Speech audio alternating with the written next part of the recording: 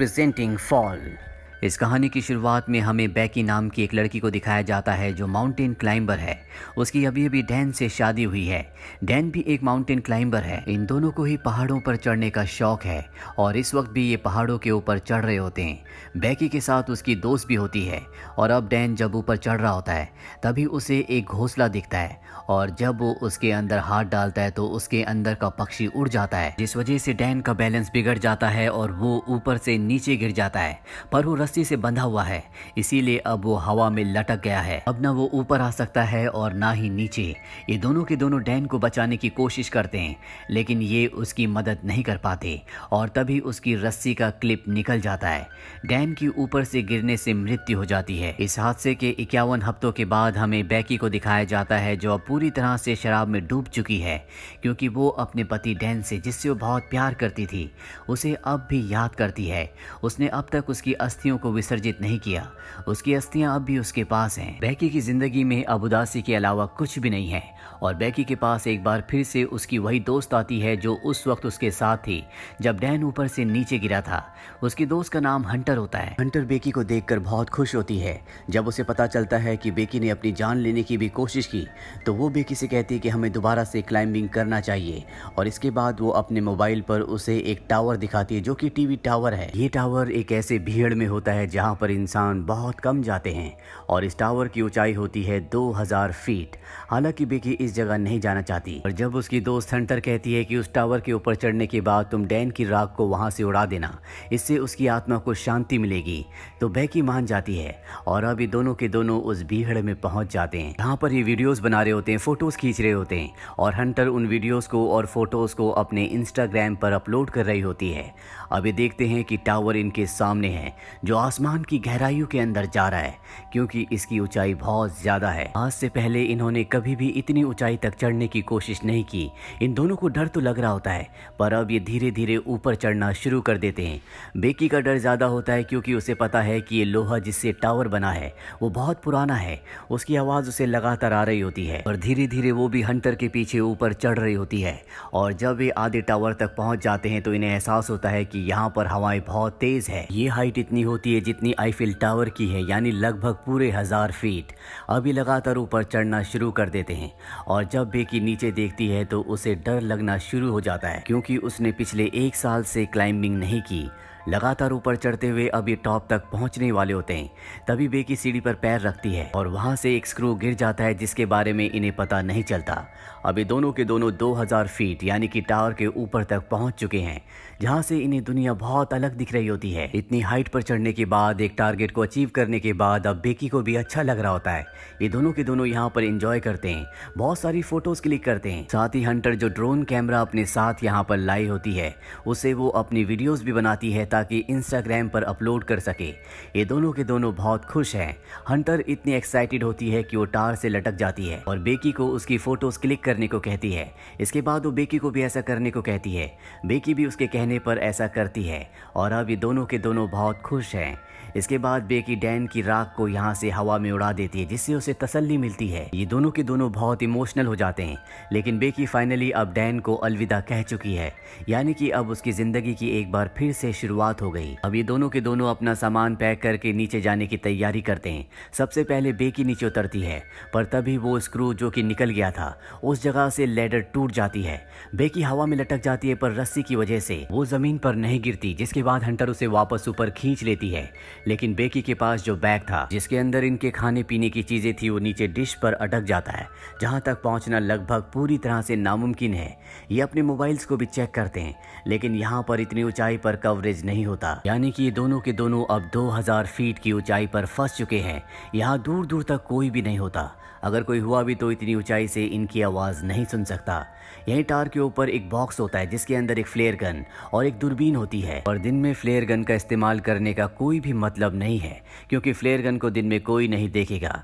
अभी दूरबीन से देखते हैं तो सामने इन्हें एक गाड़ी दिखती है लेकिन वो लोग इन्हें इतनी ऊंचाई पर नहीं देख सकते, ना इनकी आवाज सुन सकते हैं। हंटर एक बार फिर से अपना मोबाइल देखती है और जो पोस्ट उसने इस टावर के बेस से की थी वो पोस्ट इंस्टाग्राम पर पोस्ट हो चुकी होती है जिस पर बहुत सारे लाइक्स और कमेंट्स होते हैं। इसका मतलब ये है कि टावर के तल पर कवरेज है। और अब हंटर अपने मोबाइल पे मदद के लिए एक मैसेज को रिकॉर्ड करती है और इंस्टाग्राम पर उसे पोस्ट कर देती है।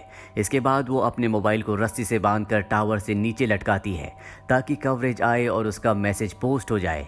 लेकिन बहुत देर तक वेट करने के बाद भी ऐसा नहीं होता और अब हंटर अपने मोबाइल को अपने सॉक्स के अंदर रखती है, उसके बाद शू के अंदर रखती है और ऊपर से नीचे फेंक देती है ताकि नीचे गिरने के बाद उसका मैसेज चला जाए और इनकी मदद के लिए कोई आए। फोन शूज़ और सॉक्स के अंदर रखने की वजह से नहीं टूटा होता और कुछ ही देर बाद ये ऊपर दूरबीन से देखते हैं जहाँ इन्हें नीचे एक आदमी दिखता है जो फ़ोन पर बात कर रहा होता है। उसके साथ उसका डॉग भी होता है, पर वो इन्हें इतनी ऊपर ना देख सकता है और ना ही इतनी ऊपर से इनकी आवाज़ को सुन सकता है।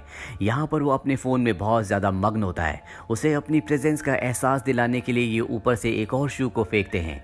हालांकि वो शू तो देख लेता है, लेकिन उसे ऐसा लगता है कि ये पहले से यहाँ पर था और वो अपने डॉग के साथ वहाँ से जाने लगता है। हालांकि बेकी यहाँ पर फ्लेयर गन चलाने की कोशिश भी करती है, लेकिन हंटर उसे रोक लेती है और कहती है कि रात होने का हमें इंतज़ार करना होगा, रात को वो हमारी फ्लेयर गन को देख लेंगे। और अब यहाँ पर अंधेरा हो जाता है, जिसके बाद ये फ्लेयर गन चलाते हैं, साथ ही अपने मोबाइल की टॉर्च को ऑन करके अपने हाथ से हिलाना शुरू कर देते हैं। इनके सामने जो गाड़ी यानी कि आरवी होती है जिसमें लोग कैंपिंग कर रहे होते हैं, वो इन्हें देख लेते हैं, लेकिन वो इनकी मदद करने के लिए नहीं आते, बल्कि इनकी गाड़ी को चुरा कर यहाँ से निकल जाते हैं, जिससे दोनों के दोनों हताश हो जाते हैं। जैसे जैसे रात होती है इन्हें नींद आना शुरू हो जाती है। ये वहाँ पर सो जाते हैं, लेकिन जगह बहुत कम है। हंटर ऊपर से गिरने वाली होती है कि बेकी उसे पकड़ लेती है। तभी वो देखती है कि उसके पैर पर एक टैटू बना है जिस पर लिखा होता है 143। ये देखकर बेकी हैरान हो जाती है क्योंकि उसका हस्बैंड डैन उसे हमेशा कोड वर्ड में आई लव यू कहता था, यानी कि 143। वो समझ जाती है कि डैन के बीच में और हंटर के बीच में कुछ न कुछ था और जब वो हंटर से पूछती है तो वो एक्सेप्ट कर लेती है। वो बेकी से माफ़ी भी मांगती है, लेकिन बेकी अब पूरी तरह से नम हो चुकी है। बेकी की नज़र अब भी उस बैग पर होती है जो बैग नीचे एंटीना में यानी कि डिश पर अटका हुआ है। उसके अंदर इनका ड्रोन और खाने पीने की चीज़ें हैं। किसी भी कीमत पर इन्हें उस बैग को ऊपर लाना होगा, पर वहाँ पर सीढ़ियाँ नहीं होती, इसीलिए उस बैग तक पहुँचना इतना आसान नहीं है। पर हंटर जो कि बहुत ही साहसी होती है, वो रस्सी की मदद से नीचे जाना शुरू करती है, पर इससे पहले कि वो डिश तक पहुँचती रस्सी खत्म हो जाती है। हंटर जंप लगाकर डिश तक पहुँच जाती है।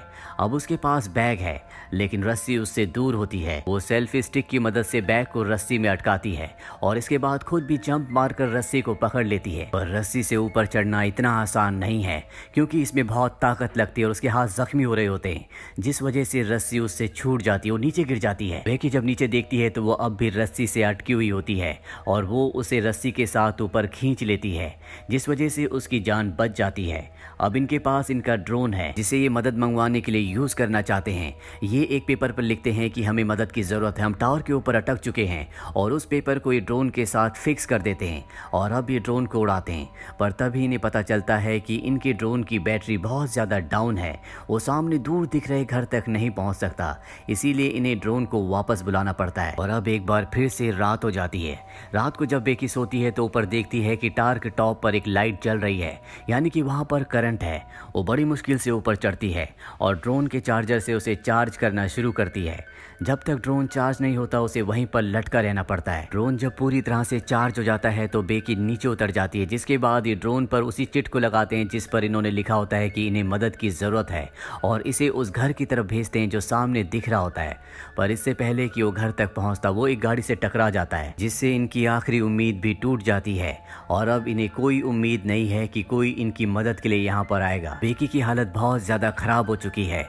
वो हंटर से कहती है कि तुम मुझे अपना शू दो, मैं एक बार फिर से मोबाइल पर मैसेज करके अपने डैड को सेंड करती हूँ। अगर हम उसे नीचे फेंकेंगे तो हो सकता है कि कवरेज आ जाए और मेरे डैड को हमारा मैसेज मिल जाए, वो हमारी मदद के लिए यहाँ पर आ सकते हैं। लेकिन हंटर उसे मना कर देती है और तभी उसे एहसास होता है कि उसके साथ हंटर है ही नहीं, वो अकेली है। दरअसल जब हंटर नीचे बैग लेने के लिए गई थी तो सच में ऊपर आते हुए उससे रस्सी छूट गई थी, जिससे उसकी मृत्यु हो गई थी और अब भी उसकी बॉडी डिश के ऊपर होती है। दरअसल बेकी सिर्फ यहाँ पर हेल्यूसिनेट कर रही होती है, पर अब उसे सच्चाई का पता चल चुका चुका है कि वो इस टार के ऊपर अकेली है और उसकी जीने की उम्मीदें पूरी तरह से खत्म हो चुकी है। वो मरने से पहले अपने पिता के लिए आखिरी मैसेज रिकॉर्ड करती है, लेकिन वो यहाँ से डिलीवर नहीं हो सकता क्योंकि यहाँ पर कवरेज नहीं है। वो वहीं पर सो जाती है और सुबह जब उसकी नींद खुलती है तो वो देखती है कि वहाँ पर एक वल्चर उसके घाव को खा रहा है। वो उसे पकड़कर मार देती है। इसका मतलब ये है कि अब उसके पास भोजन भी है। इसे खाने के बाद उसके अंदर ताकत आती है और वो तय करती है कि अब वो नीचे डिश तक रस्सी के सहारे जाएगी, जहाँ पर उसकी दोस्त हंटर की बॉडी है। बड़ी मुश्किल से वो रस्सी से नीचे उतरती है और हंटर की बॉडी तक यानी कि डिश तक पहुंच जाती है, जिसके बाद वो हंटर के शू के अंदर अपने मोबाइल को रखती है और उसे हंटर की बॉडी के साथ फिक्स कर देती है। वो हंटर को सॉरी कहती है और इसके बाद वो हंटर की बॉडी को शू के साथ नीचे फेंक देती है ताकि सेलफोन डिस्ट्रॉय ना हो। दरअसल पिछली बार जब इन्होंने शू के साथ सेलफोन को नीचे फेंका था तो वो डिस्ट्रॉय हो गया था, जिस वजह से इनका मैसेज कभी डिलीवर हुआ ही नहीं।